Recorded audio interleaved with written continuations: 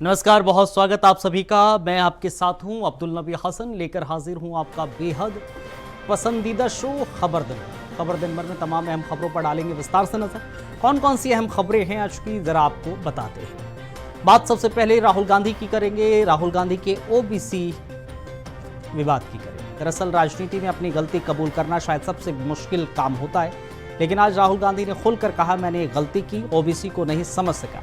तो सवाल यह है कि क्या ये एक आत्मविश्लेषण है या एक ठोस चुनावी रणनीति? क्या राहुल गांधी ने अब सामाजिक न्याय राजनीति को अपनी मिशन पॉलिटिक्स बना लिया? बताएंगे कुछ देर के बाद। इसके अलावा बात एसआईआर हंगामे की करेंगे, क्योंकि बिहार विधानसभा में लगातार हंगामा हो रहा है। 2025 की सियासी लड़ाई का ट्रेलर दरअसल देखने को मिल रहा है। तेजस्वी यादव और सम्राट चौधरी आमने सामने नजर आ रहे हैं। आरोपी की आग, कटाक्ष और सदन की गरिमा पर सवाल लगातार उठ रहे हैं। बहस उस मोड़ पर आ पहुंची है कि शब्द हथियार बनकर अब सदन के अखाड़े में उतर चुके हैं। इस पूरे मसले पर क्या कुछ रहा है अपडेट आज का, डिटेल अब से कुछ देर के बाद आपको बताएंगे। इसके अलावा जिक्र करेंगे अहम मुलाकात का। दिल्ली में जो हुआ वो केवल एक मीटिंग नहीं, एक मील का पत्थर है। नारे, विरोध, टीवी डिबेट्स, चीख पुकार से दूर हरियाणा भवन के भीतर दो छोर आपस में मिले। एक तरफ संघ प्रमुख मोहन भागवत, दूसरी तरफ मुस्लिम धर्मगुरुओं का प्रतिनिधित्व, और 3 घंटे तक बंद दरवाजे के पीछे चली वो बातचीत जिसने आज देश को एक नई उम्मीद जगा दी। बताएंगे आपको क्या बातचीत के मायने। इसके अलावा पाकिस्तान का जिक्र करेंगे। पाकिस्तान अब खुद को उसी जाल में फंसता हुआ महसूस कर रहा है जिसे उसने बरसों से अपने आंगन में बुन रखा है। 7 मई को भारत के ऑपरेशन सिंदूर ने उस जहर को सीधे काटा है। अब वहां से गुहारें उठ रही, हमले रोकिए, लेकिन भारत का संदेश साफ है, आतंक और बातचीत साथ साथ नहीं। डिटेल अब से कुछ देर के बाद। इसके अलावा 5वीं अहम खबर का जिक्र करेंगे। जिक्र रामायण का करेंगे। दरअसल रामायण को लेकर भी डिटेल अब से कुछ देर के बाद। 5 अहम खबरें, इन 5 अहम खबरों पर डालेंगे विस्तार से नजर और बताएंगे जाते जाते बात पते।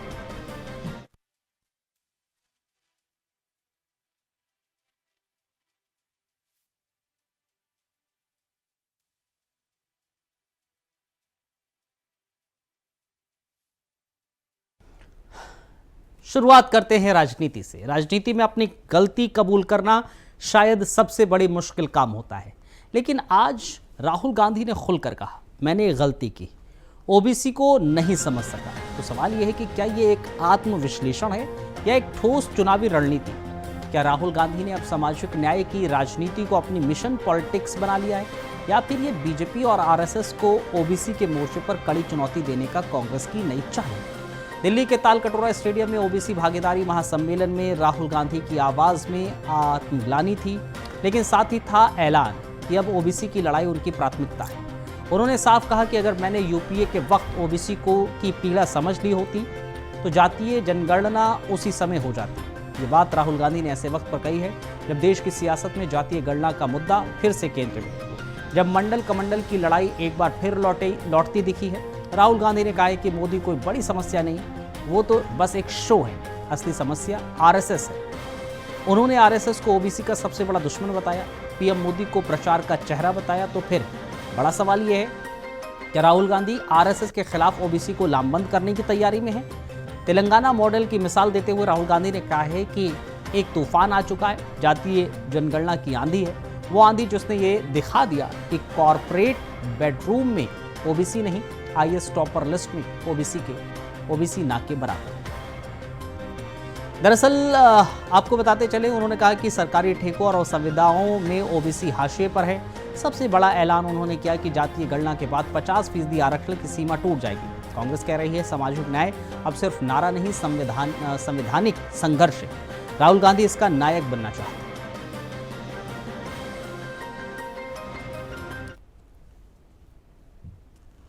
4 से राजनीति कर रहा हूं और 21 साल हो गए, और जब मैं पीछे देखता हूं और एक प्रकार से अपनी सेल्फ एनालिसिस करता हूं, मैंने कहां कहां सही काम किया और कहां कमी रही, तो 2-3 बड़ी इश्यूज दिखती हैं मुझे।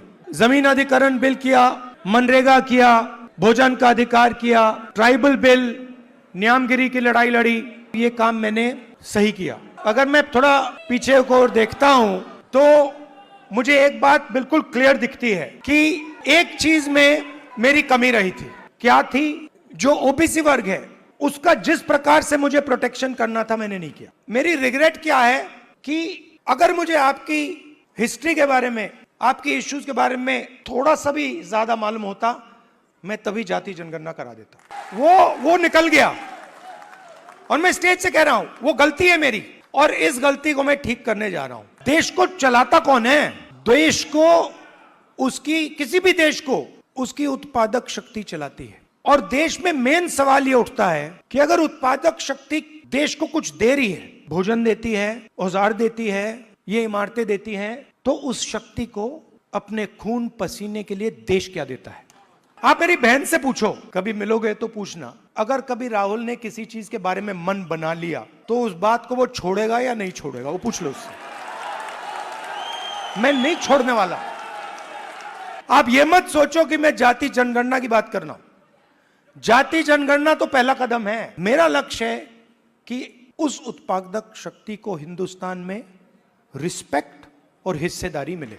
आप राहुल गांधी बोलते रहते हो, मगर राहुल गांधी, आपकी शक्ति के बिना राहुल गांधी कुछ नहीं है।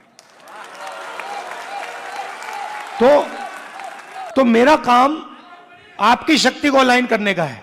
और देश के, मैं ओबीसी वर्ग से, युवाओं से कहना चाहता हूं कि जिस प्रकार से मैंने ओबीसी वर्ग के लिए काम करना चाहिए था। क्या योगी सरकार के भीतर ही भीतर सब कुछ ठीक नहीं चल रहा है? क्या डिप्टी सीएम ब्रजेश पाठक अब उन्हीं के समाज के सवाल उठने लगे हैं? और सबसे बड़ा सवाल यह है कि यूपी में ब्राह्मण बनाम ब्राह्मण की जंग शुरू हो गई है क्या? उत्तर प्रदेश की राजनीति इन दिनों गर्म है और ये गर्मी सत्ता के गलियारों में भी साफ दिखने लगी है। मंत्री प्रतिभा शुक्ला के पति अनिल शुक्ला वारसी खुलकर ब्रजेश पाठक पर बरस पड़े हैं। वो न सिर्फ डिप्टी सीएम के पद पर सवाल उठा रहे हैं, बल्कि उन्हें अपने समाज यानी ब्राह्मणों के लिए काम न करने का भी दोषी ठहरा रहे हैं। ब्राह्मणों की सुनवाई नहीं हो रही है, पाठक जी अपने समाज के साथ न्याय नहीं कर पा रहे हैं। अगर ब्राह्मण कह दो तो पुलिस का व्यवहार बदल जाता। ये शब्द बीजेपी के नेता के हैं और सीधे तौर पर सरकार में नंबर 2 ब्रजेश पाठक को कटघरे में खड़ा करते। सवाल ये है कि क्या ये व्यक्तिगत नाराजगी है या फिर कुछ ज्यादा गहरा, जो ब्राह्मण वोट बैंक को लेकर बीजेपी के भीतर दरार पैदा कर रहा है? अनिल शुक्ला का दावा है कि उन्होंने धरने पर बैठने से पहले डिप्टी सीएम को फोन किया लेकिन बात नहीं कराई, लेकिन जब वो धरने पर बैठ गए तभी फोन आ गया। एक बीजेपी नेता, एक मंत्री का पति और फिर ये उपेक्षा, ये किस दिशा में इशारा कर रहा है?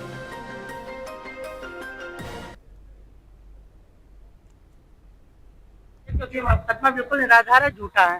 किसी भी तरह से किसी कोई हड़ताल हुई नहीं थी। तहसीलदार इसके गवाह के सामने बैठे हुए थे, कहीं इस तरह की कोई बात नहीं किया है।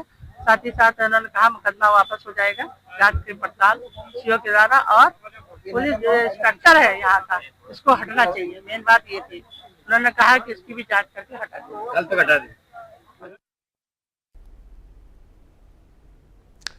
चलिए बढ़ते हैं आगे, बात बिहार की करते हैं। बिहार विधानसभा में जो हुआ वो सिर्फ बहस नहीं था, वो एक ट्रेलर था उस बड़ी राजनीतिक फिल्म का जिसकी रिलीज डेट 2025। जुबानी जंग जो शुरू हुई थी आज हाथापाई की दहलीज पर पहुंच गई। तेजस्वी यादव, सम्राट चौधरी के बीच आरोपों की ऐसी बौछार हुई कि सदन की गरिमा हिल गई। एक तरफ तेजस्वी का दावा है कि सरकार उनकी योजनाएं चुरा रही है, तो दूसरी तरफ सम्राट चौधरी का हमला है, अपराधी का बेटा क्या बोलेगा। फिर बस क्या था, विपक्ष भड़क उठा, वेल में विधायक पहुंच गए, सदन का माहौल तनाव में बदल गया, मार्शलों के बीच बचाव करना पड़ा, स्पीकर को कार्रवाई स्थगित करनी पड़ी, लेकिन हंगामा थमा नहीं। एआईएमआईएम, माले, कांग्रेस के विधायक सब ने एसआईआर को लेकर सरकार पर हमला बोल दिया। कहा कि पिछड़े दलित अल्पसंख्यकों को वोटर लिस्ट से हटाने की साजिश हो रही है। तो वहीं सरकार की तरफ से विजय चौधरी और सम्राट चौधरी ने मोर्चा संभालते हुए कहा कि हम भी चाहते हैं कि कोई वैध वोटर ना छूटे, लेकिन मामला कोर्ट में। माहौल इतना गर्म हो गया कि सदन में शोर, नारेबाजी और कटाक्षों की गूंज सुनाई।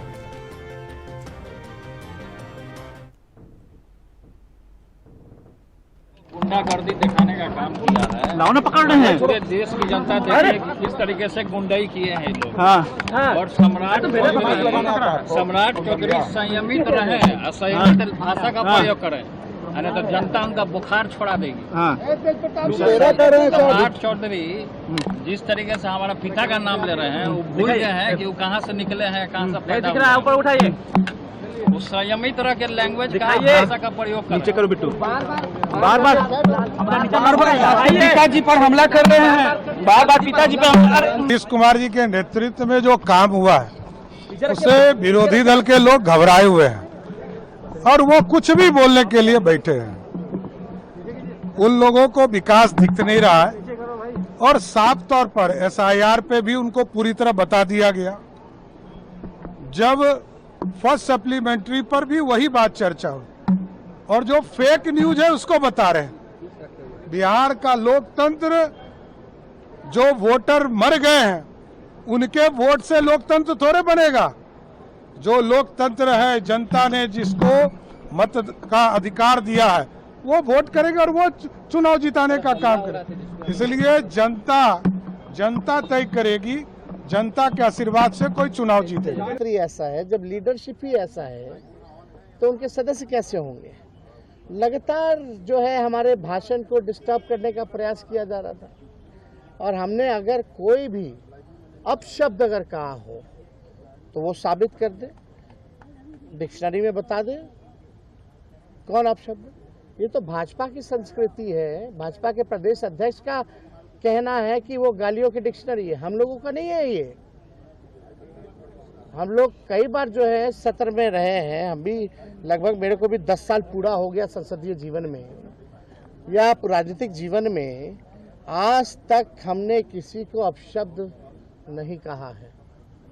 मेरे चरित्र को ये लोग बदनाम करने की कोशिश ना करें। तुम कौन होते हो तय करने वाला। अब बीजेपी के डिक्शनरी में हो गया कि ये भी अपशब्द है। ये क्या अपशब्द है? ज्यादा जोर जोर से चिल्लाएगा तो पैंट गीला हो जाएगा। ये अपशब्द थोड़ी है, टॉन्ट है, टोनिंग है, व्यंग है, इसको अपशब्द कहेंगे।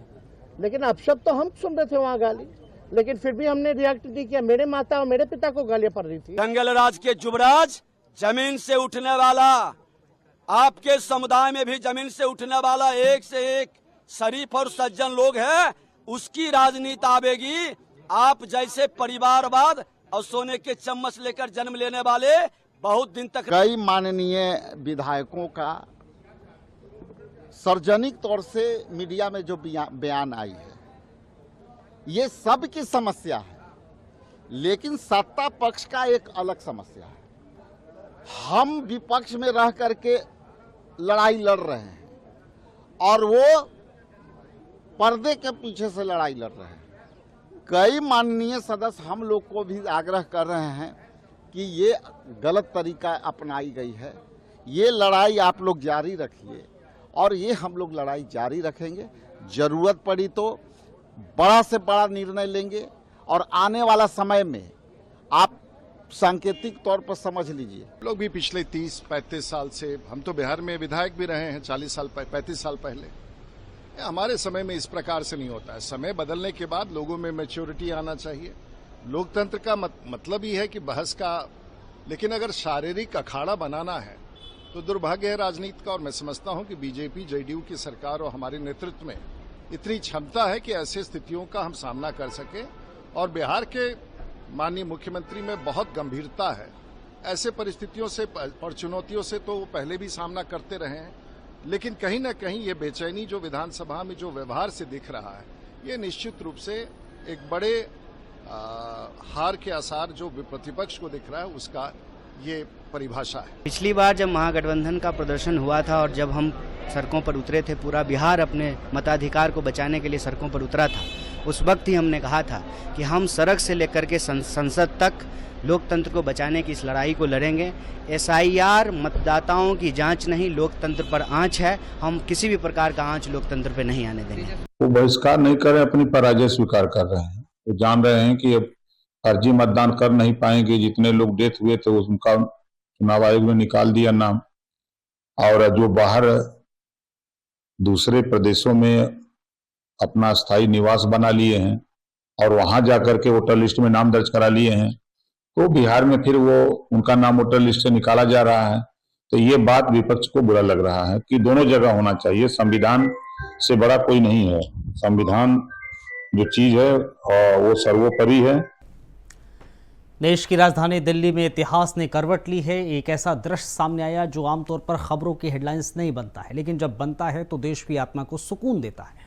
हरियाणा भवन के भीतर एक मेज पर बैठे दो चेहरे, एक तरफ राष्ट्रीय स्वयंसेवक संघ के सर संघचालक मोहन भागवत, दूसरी तरफ देश के प्रमुख मुस्लिम धर्मगुरु। साथ में 3 घंटे की वो बातचीत जो कैमरों से दूर लेकिन राष्ट्रहित के करीब हुई।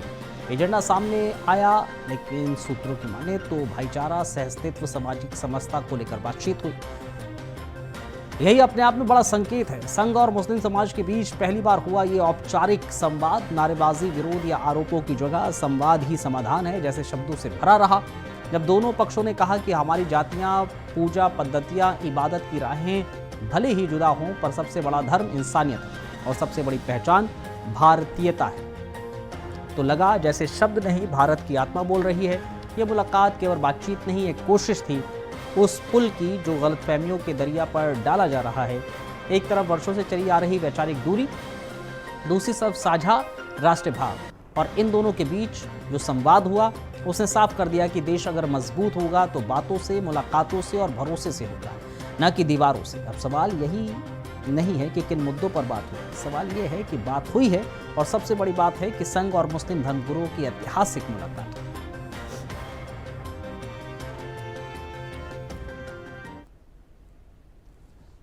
समाधान है, इसको लेकर 3.5 घंटे अलग अलग विषयों पर चर्चा हुई है। राष्ट्र हित में ये समाधान, ये संवाद हुआ है। हमारी सबकी जातियां जरूर अलग हो सकती हैं, हमारे पंथ जरूर अलग हो सकते हैं, हमारी पूजा पद्धति सबकी जरूर अलग हो सकती है, हमारे इबादत करने के तरीके जरूर अलग हो सकते हैं, लेकिन हमारा जो सबसे बड़ा धर्म इंसान और इंसानियत है। हम भारत में रहते हैं, हम सब भारतीय हैं। राष्ट्र सर्वोपरि है, इसका हमेशा ध्यान रखना चाहिए। राष्ट्र प्रथम। अब बात पाकिस्तान की। पाकिस्तान को शायद पहली बार एहसास हो रहा है कि जो सांप उसने वर्षों से पाल रखे हैं अब उसे ही डसने लगे हैं, वो भी इतने जहर के साथ कि ना बयान बाकी रह गया और ना ही बहाना। भारत के खिलाफ प्रॉक्सी वॉर चलाने की पुरानी आदत ने पाकिस्तान को फिर एक बार उस मोड़ पर ला दिया है जहां से पीछे हटना मुश्किल है, आगे बढ़ना भी तबाही जैसा। 7 मई को भारत के ऑपरेशन सिंदूर ने पाकिस्तान के आतंक के ठिकानों पर सर्जिकल प्रिसीजन से प्रहार किया, तो 4 दिन से के भीतर वहां से गुहार उठी। पाकिस्तान के डीजीएमओ ने भारत के डीजीएमओ से कहा हमले रोकिए। भारत ने साफ कह दिया जब तक आतंक रहेगा तब तक बातचीत नहीं होगी। अब पाकिस्तान के प्रधानमंत्री शहबाज शरीफ ब्रिटेन के उच्चायुक्त से मुलाकात कर भारत से बातचीत की इच्छा जाहिर कर रहे हैं, तो भारत का जवाब स्पष्ट है, बात तब होगी जब मुद्दा होगा पाकिस्तान प्रायोजित आतंकवाद और पीयूके की वापसी। भारत ने यह भी कह दिया है कि इंडस वाटर ट्रीटी, उस पर बातचीत नहीं होगी जब तक सीमा पार से खून बहता रहेगा। अब जरा नजर डालते हैं भारत की तैयारी पर। राजस्थान सीमा पर 23 जुलाई से शुरू हुआ भारतीय सैन्य अभ्यास। Drone, missile, real time war games के साथ भारत दिखा चुका है कि अब सिर्फ कूटनीतिक नहीं, कड़ी कार्रवाई का वक्त है। खुफिया सूत्रों की माने तो भारत की मिसाइल तैयारियों में पाकिस्तान को जवाब देने में सेकंड्स लगते और पूरे 3 मिनट में उसके किसी भी आतंकी कैंप को खत्म करने की क्षमता भारत के पास मौजूद है। यही वजह है कि इस बार 5 अगस्त की तारीख आते आते इस्लामाबाद की धड़कनें तेज हो चुकी हैं, क्योंकि उन्हें पता है 2019 के बाद ये भारत वही नहीं रहा है। अब हमला करने से पहले सोचने का वक्त नहीं लेता, सिर्फ कार्रवाई करता है। और यही भारत की नई सैन्य नीति की असली ताकत है। आतंक के खिलाफ जीरो टॉलरेंस और पड़ोसी की आंखों में आंख डालकर जवाब देने की नीति, जिसने पाकिस्तान को अपने ही बनाए आतंक के जाल में उलझा दिया। ऑपरेशन सिंदूर के बाद पाकिस्तान तिलमिला गया।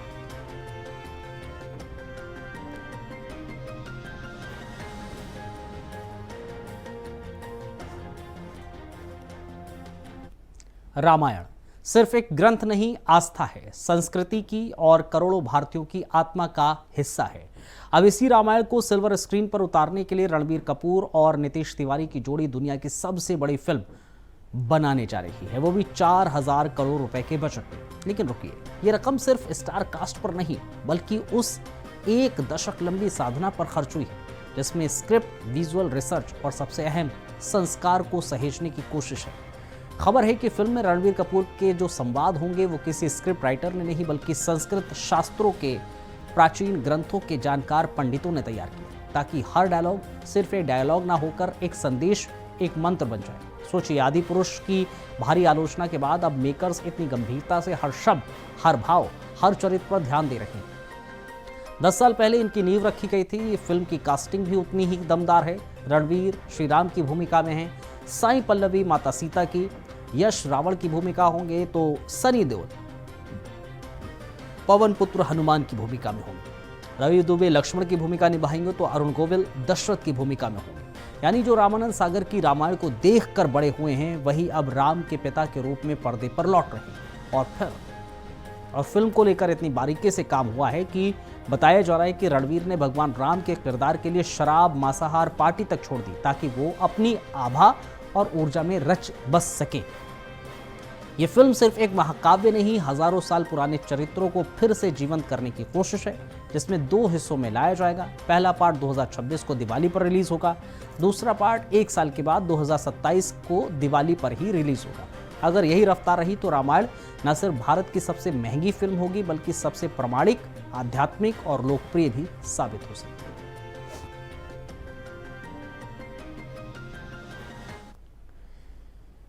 चलिए, जाते जाते आज की बात पते की आपको बताते चलते हैं। आज की बात पते की दरअसल है कि जिंदगी में सब कुछ एक दिन में नहीं बदलता है, लेकिन एक कदम जरूर बहुत कुछ बदल सकता है। मतलब ये नहीं है कि आज आपने कोई फैसला लिया और कल सब बदल जाएगा, लेकिन हाँ, वो एक छोटा सा कदम, चाहे वो सुबह जल्दी उठने का ही क्यों ना हो, किसी से माफ़ी मांगने का ही क्यों ना हो, और अपने लिए कुछ अच्छा करने का ही क्यों ना हो, वो आपको एक नई दिशा में ज़रूर ले जा सकता है। अक्सर हम सोचते हैं कि बड़ी बड़ी चीज़ें करनी होंगी ज़िंदगी बदलने के लिए, लेकिन असल में बदलाव छोटे फैसलों से शुरू होता है। उस एक कदम से शुरुआत होती है, फिर धीरे धीरे रास्ता बनता रहता है। तो बस एक छोटा सा कदम लो आज, शायद वही कल तुम्हारी पूरी कहानी और ज़िंदगी बदल दे।